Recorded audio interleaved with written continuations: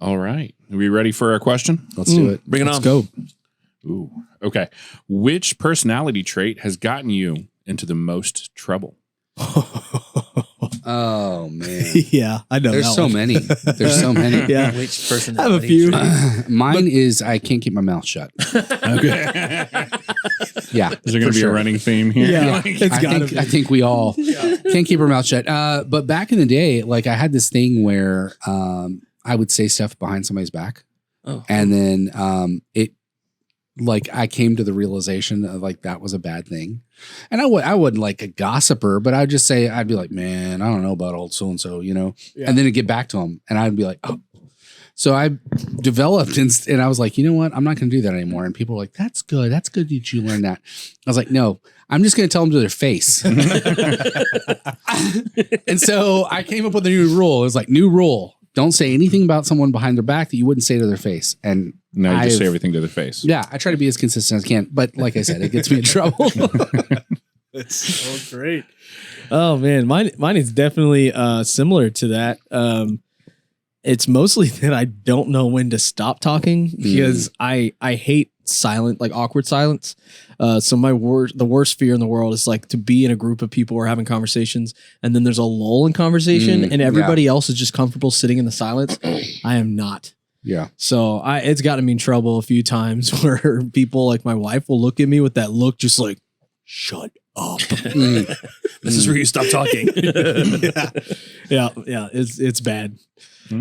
Personality trait. Yeah, that's definitely a bad personality trait. Is sarcasm a personality? Yeah, 100%. definitely Yes. Like at one point, I have had to definitely temper the sarcasm in my life. It used to be like, oh man, you can do so much damage with sarcasm. Oh, yeah. Sarcasm, whatever, how you say it. Sarcasm. Sarcasm. Sarcasm. Yeah, I've had to. Yeah. Reduce. Oh my gosh. Yeah, because it especially when things are awkward or you're on the verge of a fight with your spouse or someone. Sarcasm is a quick and easy go-to. Yeah. And so Yeah, No sarcasm is like the Sparta kick. Yeah. I mean, it's, yeah. yeah, it's going to push it. Yeah. And sarcasm is one of those things too that's unique because if you do it a little bit every once in a while, it's a funny joke. Yeah. But then if you do it too often, it becomes you're a jerk. Yes. Yeah. Yeah. When we first moved back to the area, my wife was like, "Oh, Cowan," and people are like, "Cowan." She's like, "Yeah, I married Lee Cowan," and people go, "Oh," and she's like, "What is going on?" After the third person, she came to me and she's like, "Lee, what is going on?" And I said, What did you do? I used to be a jerk. Yeah. And I used sarcasm and I sliced and diced people because I thought it was funny. But Hey, anyway. I never heard of you. So Hey, that's good. that's No news is goodness. Because I talked about him in code. Yeah. No, I'm just joking. This one guy. I only know the new and improved Lee. I don't know how improved. Trying not to be a jerk anymore. Doesn't always succeed. My character trait. I would say I have frozen emotion. I just don't show emotion for most things. Like my excited and my like depressed look exactly the same for the most part. You got resting bear face. Pretty much. And like I could think it is like the funniest thing in the world. And I'm like, or I'm really excited. And and I've been told like by my wife multiple times, you have to show more. Like you have to. Like Gotta give me something to work man. with. Yeah, like your kid just like poured their heart out to you. You need to say like something. And I'm like, that's good. And I mean, I've got all the emotion. It's just not like, it just doesn't come out. So I think this is like an America's Got Talent situation here. Like just have a bunch of things fly his way while he's on stage and just watch how his emotion doesn't stay. Doesn't change at all. It's great for poker. I mean, it is what it is. But with that, welcome to the podcast.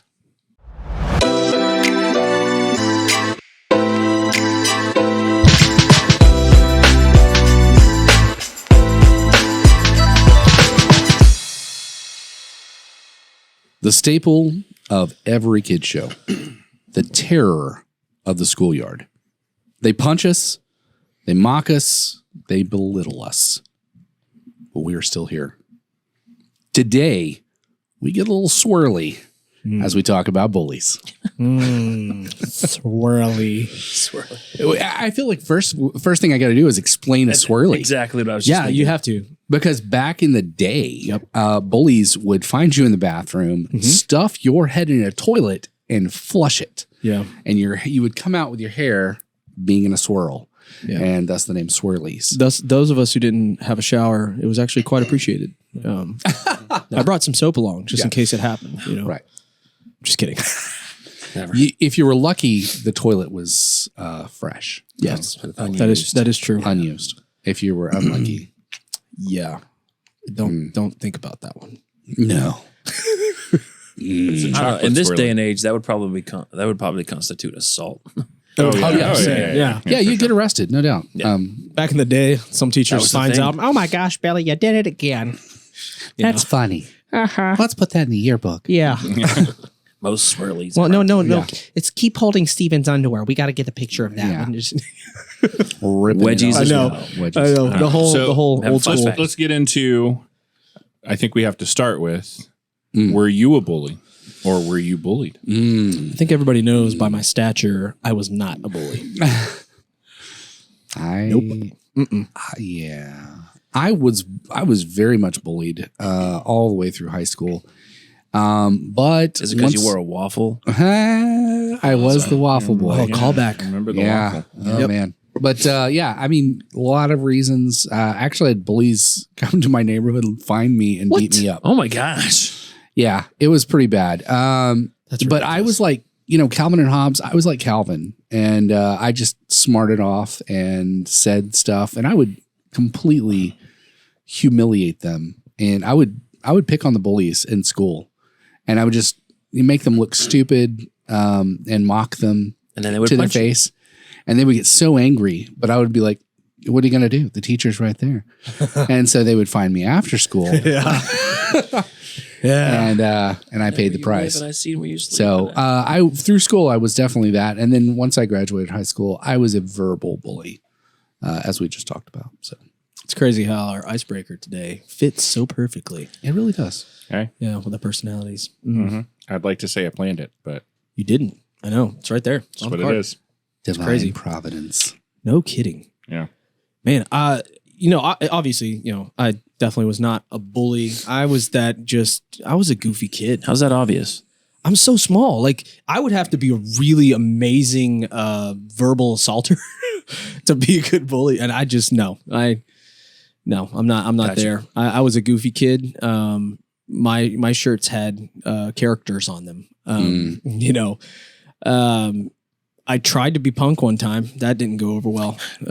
I only ask why I only ask you that question because it's like you never know. Like, nowadays, I mean, shoot, I've watched TV shows where they make the tiniest kid the bully, and it's pretty funny. But in reality, little man syndrome. In reality, the bullies were self-sufficient. They wore it and they looked it. I mean, they could handle themselves, right? So I was never a bully myself, but I had a few run-ins. Junior high was really the only time frame where I experienced that, and it makes sense because we're pretty much all going through the awkward phase of growing, and so I was small and I had a big head for my body at the time, and I just remember this one kid. And I won't name his name, even though I remember it first and last name. He made it a habit of just picking on me for some reason. I really don't know why. I think he just saw that I was kind of into nerdy stuff and was like, okay, this kid's fun to poke around with. And I'll never forget it, but I remember just doing the right thing all the time. Like I would tell teachers, I would tell my parents, whatever, like, hey, this kid's been bullying me and pushing me and slapping me in the face and calling me names and making fun of my mom. Because that was the thing to do back then. Everybody just made fun of each other's moms for some reason. Yeah. I don't know why, but they did. So that was really annoying because my mom's awesome. And eventually I went home and my dad was there instead of my mom. And I was like, hey, Dad, like I've got this kid. He keeps doing this. I'm trying to be the right thing. The Bible says to turn the other cheek, let him do it. I was kind. I'm trying to be kind to him. it says the hot coals up on their head, with the kindness is like that. So I was like, okay, I'm trying to do all these things I'm learning in Sunday school and like all these things. And my dad goes, no, sit down. And he looks me in the face and he's like, next time he does something to you, he said, I want you to punch him right here in the nose. He said, don't punch him anywhere else, right in the nose. He said, when you punch him in the nose, his eyes will water up and well up. It'll be a lot of pain and he won't be able to do anything back to you. It'll be done. He said, and he won't mess with you anymore. And I was like, are you sure? And I was really concerned. I was like, are you sure? I'm going to get in trouble. Like, this is going to be a problem. And he's like, nope. He's like, you've already done what you're supposed to. You've told the teachers. He said, I've called the school and told the principal and they still haven't done anything about it. So the following week, I come back on Monday. He's doing the same thing after we leave biology class. He's slapping me in the cheeks from behind me, calling me names and some, pretty messed up stuff, vulgar things. And so finally I turn around. I'm like, no, I'm at it. I'm done. And he kind of looks at both of his friends on either side, just like in the movies. I was like, haha, what are you going to do about it? And as soon as he turns back to me, I just, boom. Nice. I just hit him in the nose. And that was it. Literally, they did nothing. Everybody else was like, oh. And then he just was, the welled up eyes. And then I walked away and I got called into the office and I explained to them. And I said, if you'd like to take this any further, you can call my parents because they have called you many times and I've told you many times. And that was the end of it. I never got in trouble.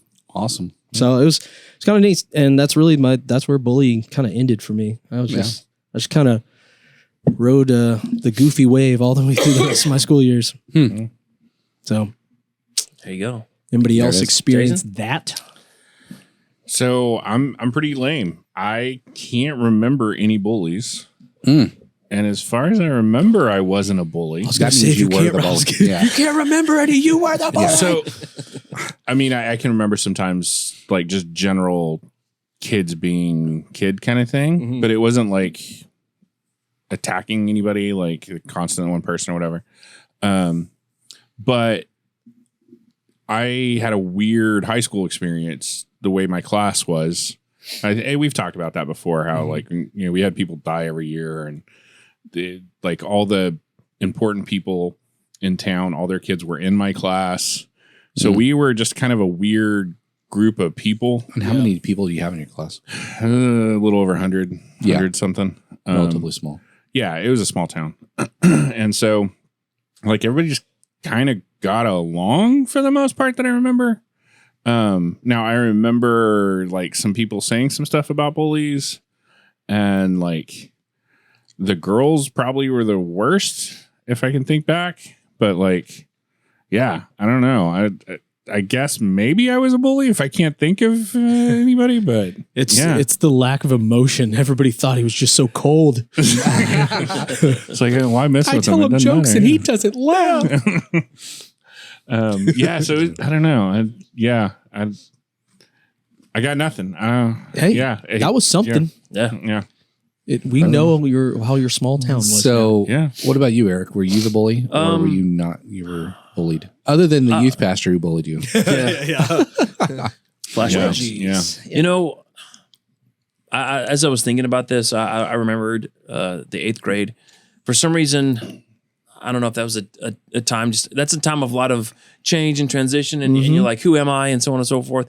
But I was like half the campus. We all rode our bikes to school, and for some reason, there's these two.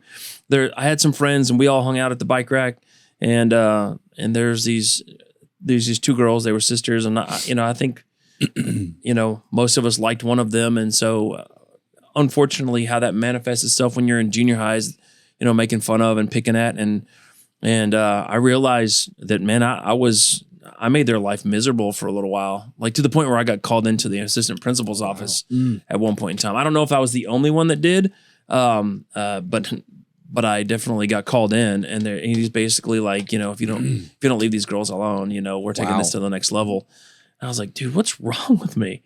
I felt really bad that I got in trouble. I don't know if that's the reason why I stopped. I knew what I was doing wasn't right. Yeah. And I don't know why. It was just that disgusting need for validation, I guess, at that point. And I remember being like really convicted in high school.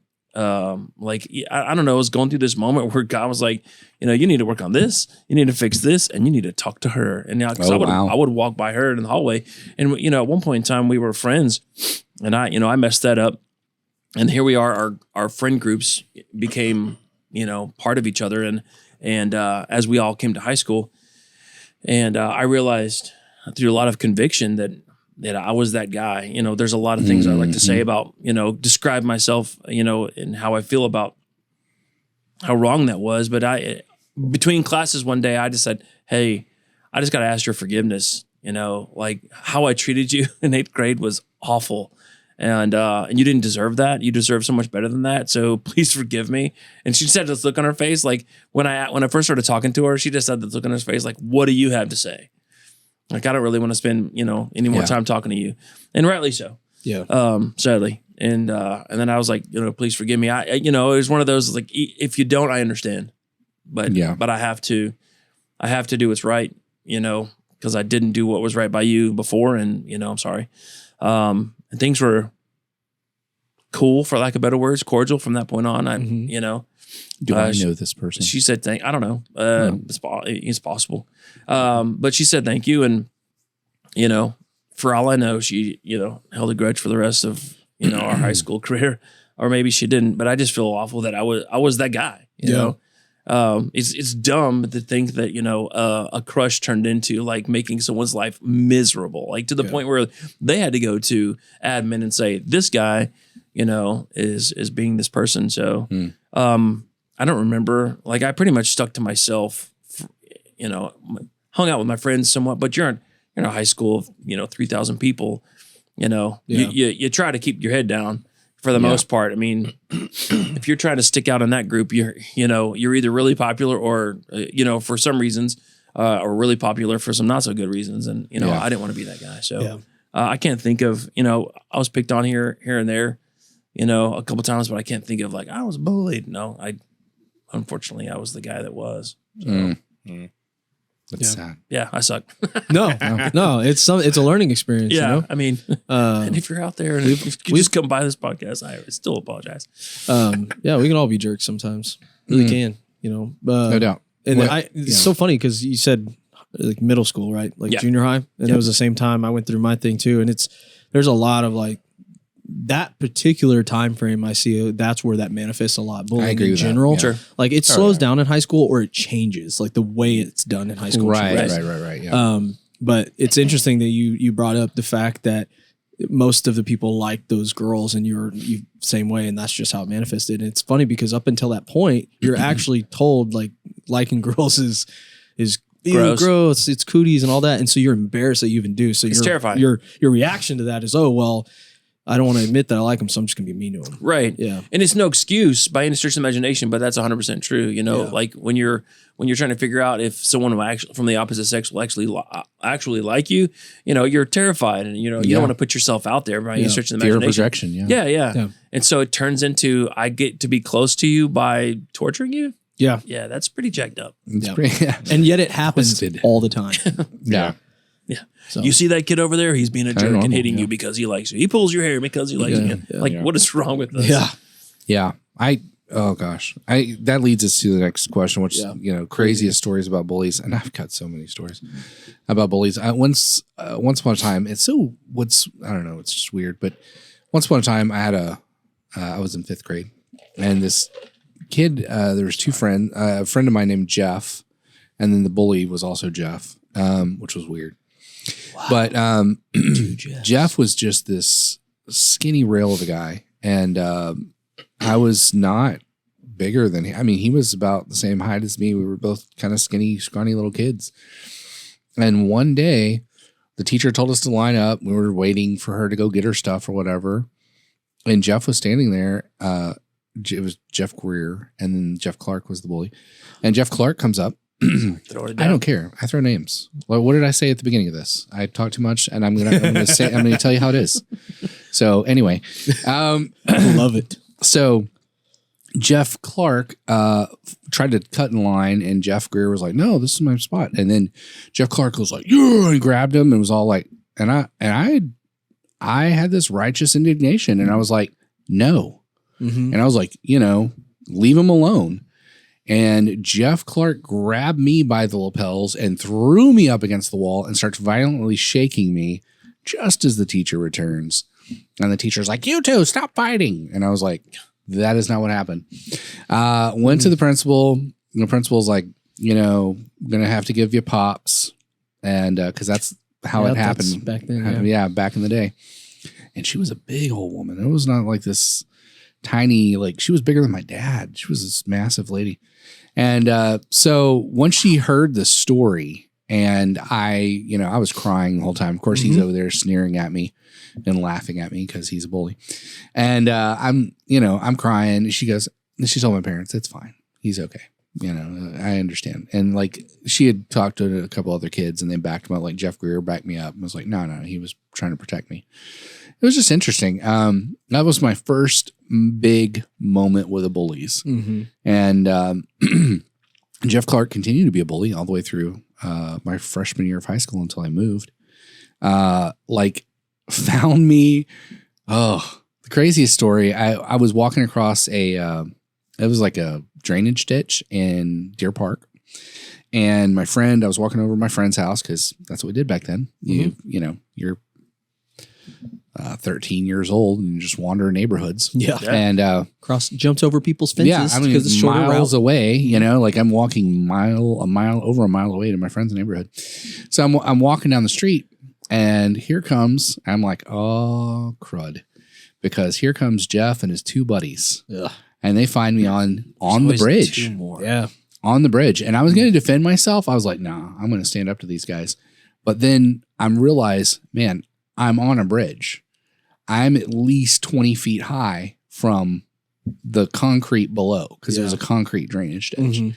And it was not full of water. I mean, it was empty. And so I'm like, I could seriously die here.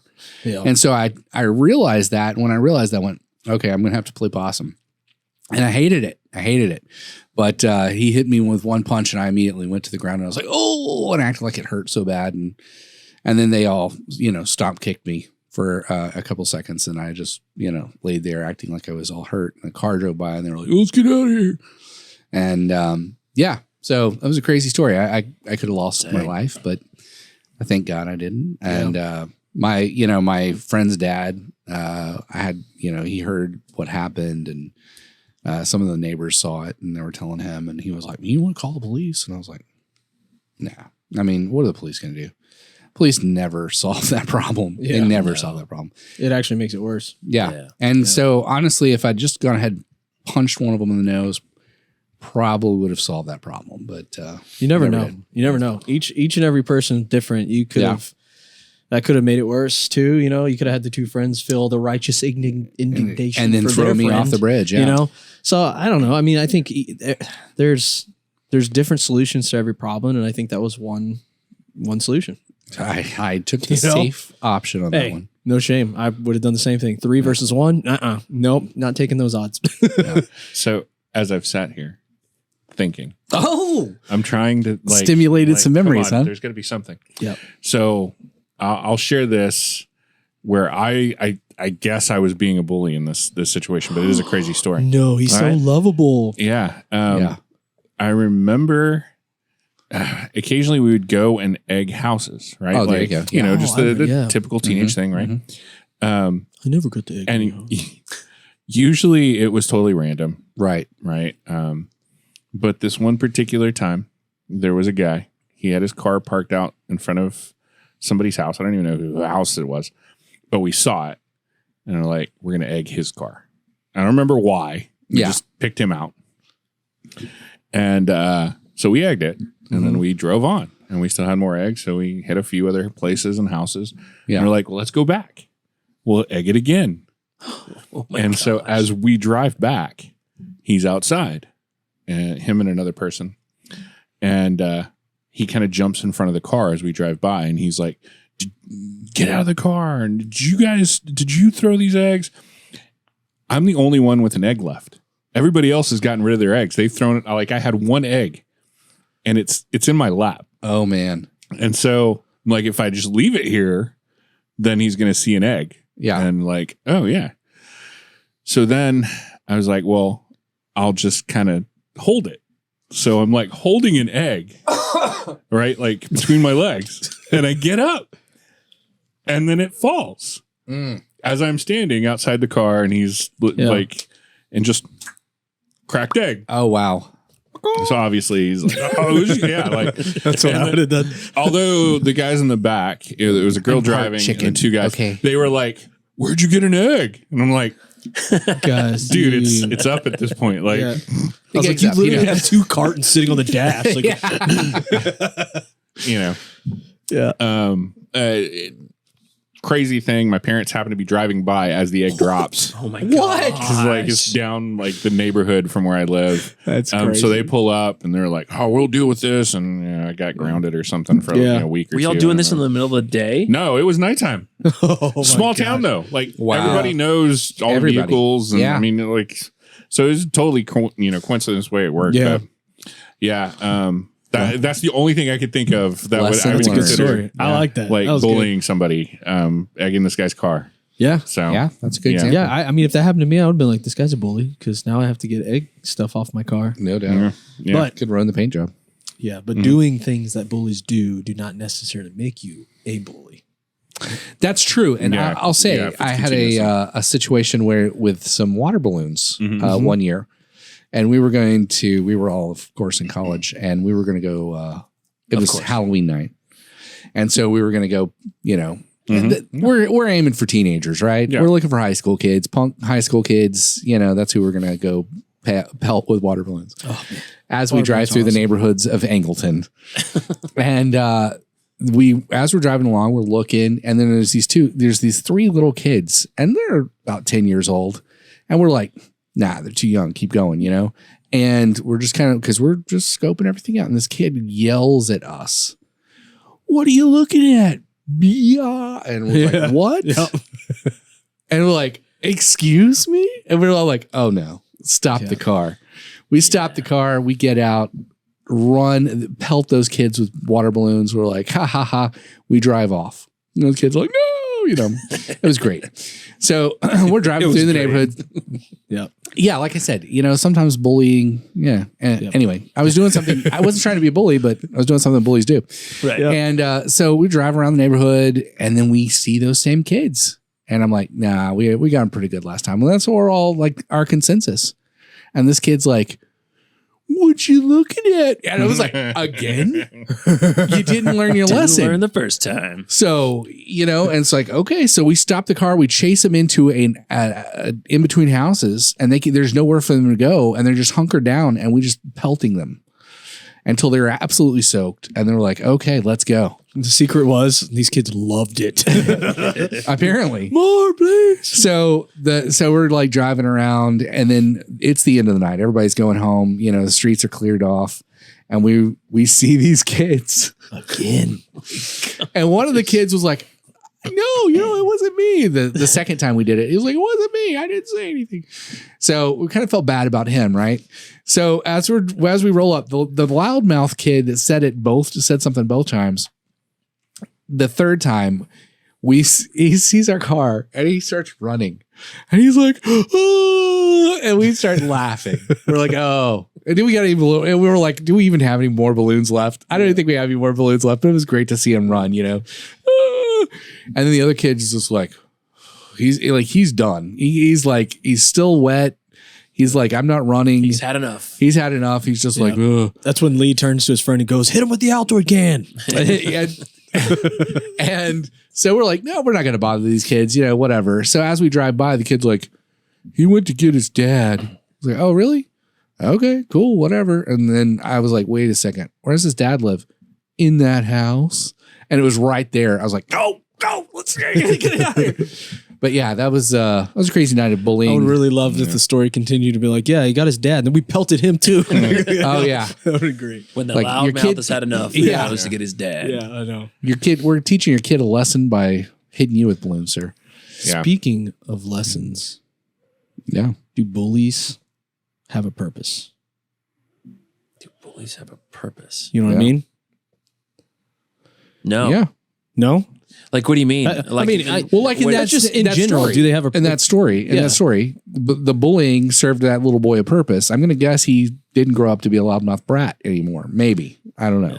Hopefully, he learned the lesson. does it have a purpose? So, yeah, that it could be a deeper question, But on the surface, it's like, does bullying have a purpose?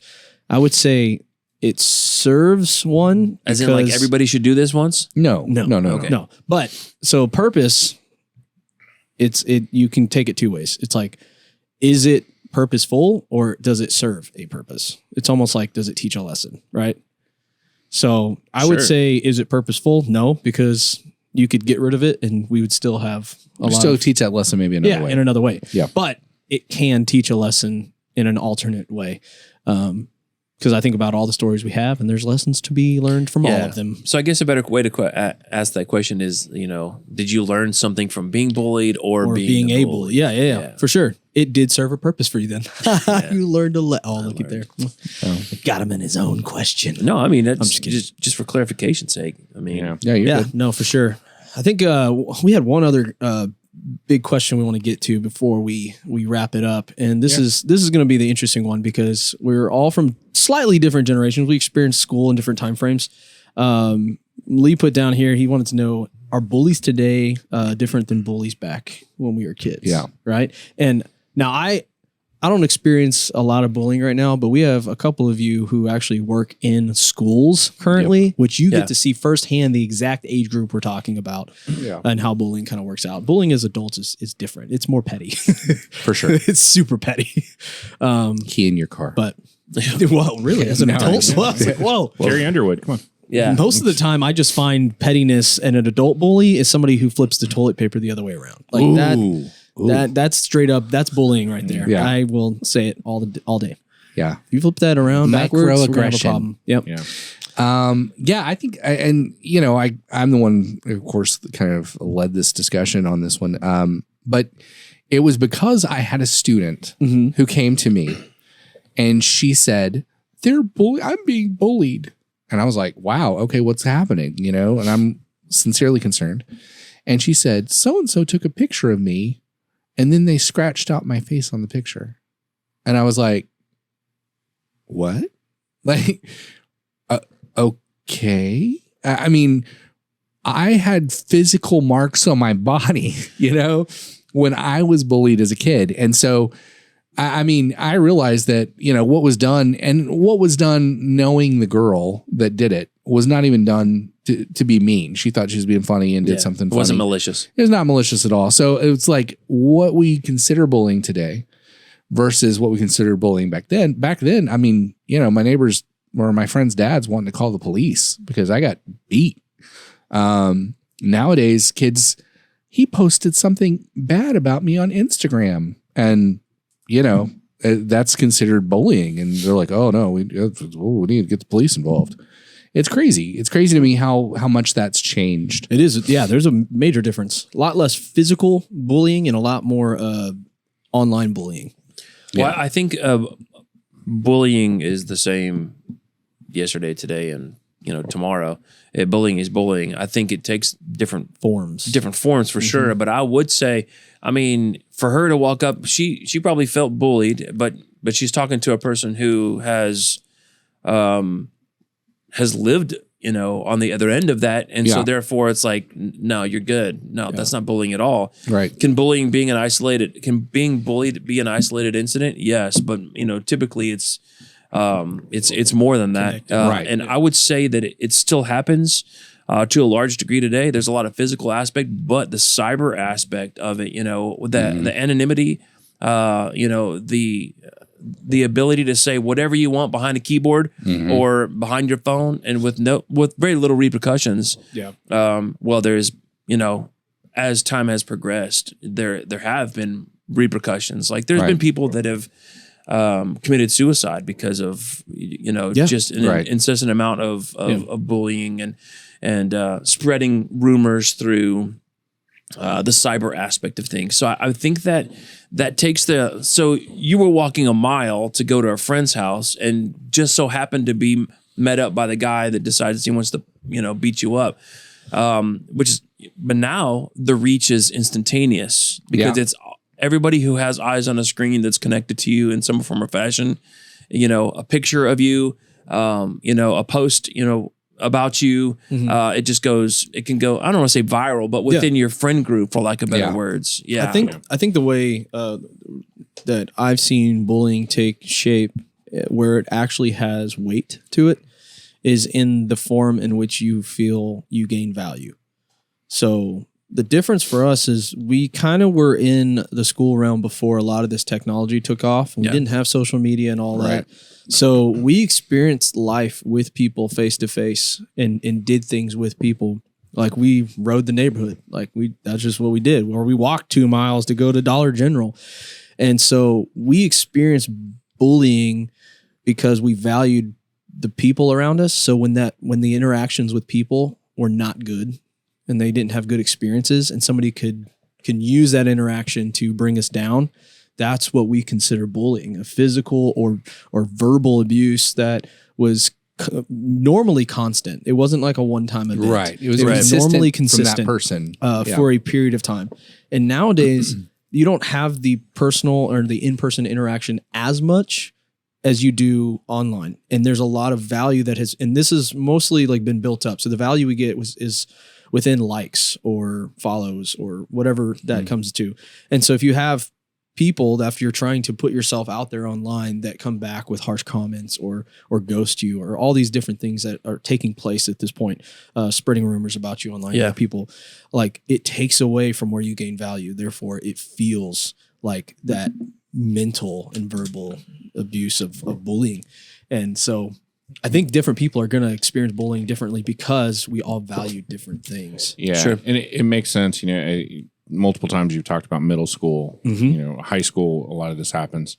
And it's because that's where you're forming identity. Right? And so it makes sense that now we have a culture where, you know, our identity has shifted from a physical thing to this online presence.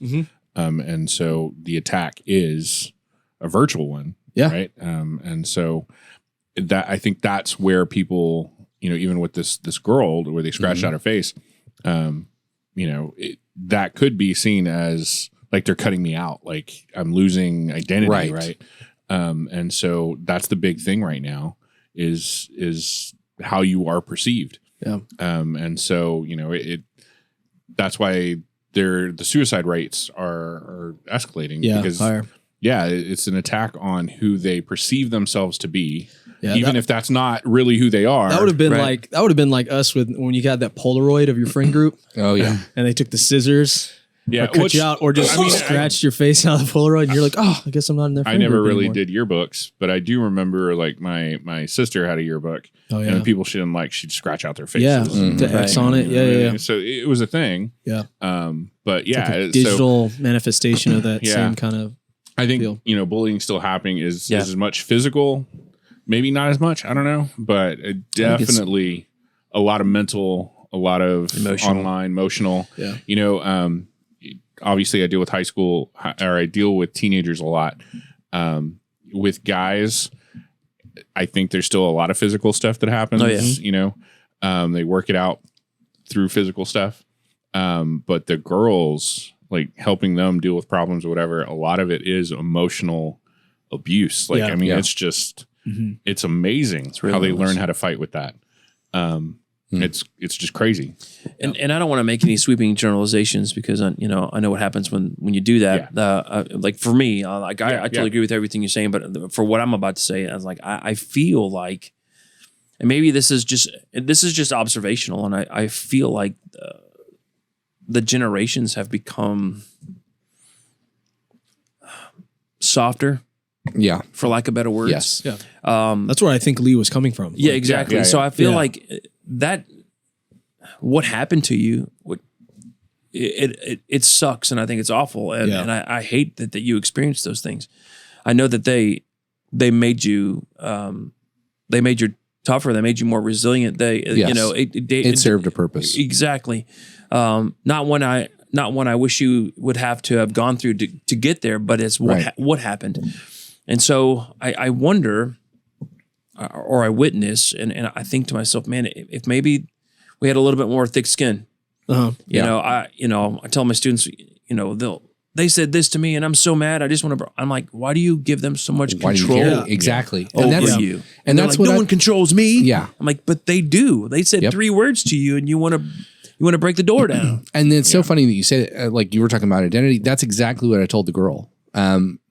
She's in my drama class, and so we talk in the drama class about the fruits of the Spirit, because we're a Christian school, and that self-control is a big part of that. Yes. And so having the ability to control your reaction to other people is like, you can't change other people. Yeah. You can only change your reaction to people. Right. And I said, and if you know who you are, and you know who God's called you to be, and you know what God says about you, why do you care?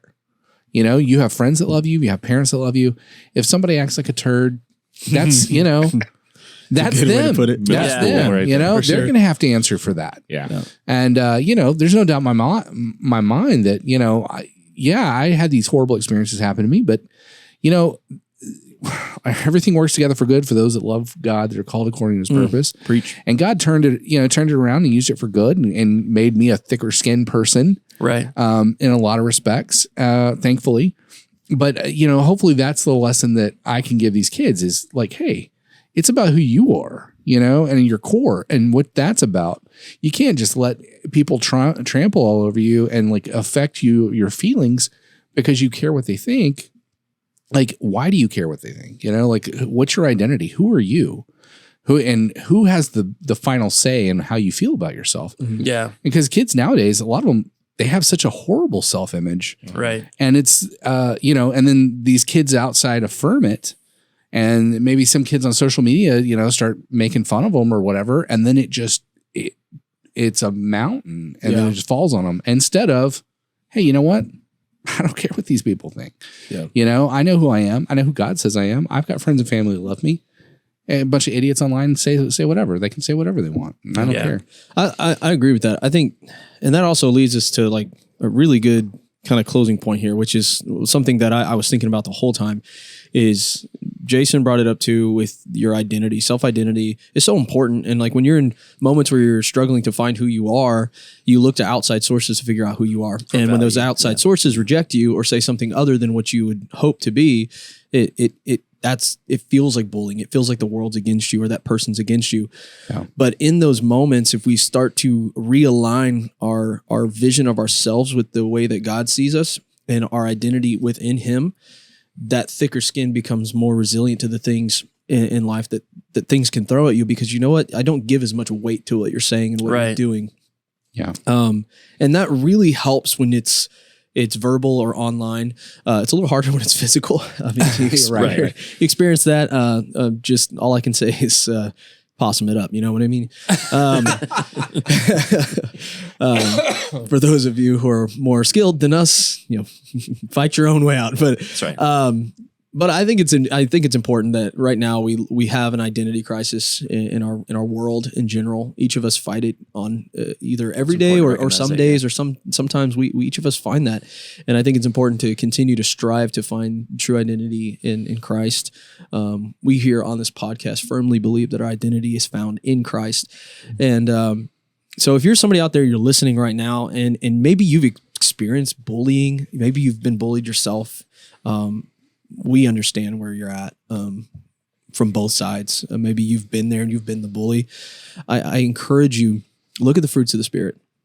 That's going to be the greatest guideline of how you can treat others, but also how to treat yourself. Experiencing the idea of self-control is also a really great way to recalibrate how you respond to the way people treat you or things that they say, and not give them as much power. So I encourage you as you're here today, just say, Lord, show me my true identity so I don't give so much weight to things that other people do and say to me. But yeah, if you have been bullied, we'd love to hear stories. Like we've shared some crazy things. Maybe you've been the bullier. Let us know. Is there anything that you want to share with us, something we missed? We'd love to hear about it. But thank you so much for joining us on another episode of the 4THOUGHT podcast. Peace out.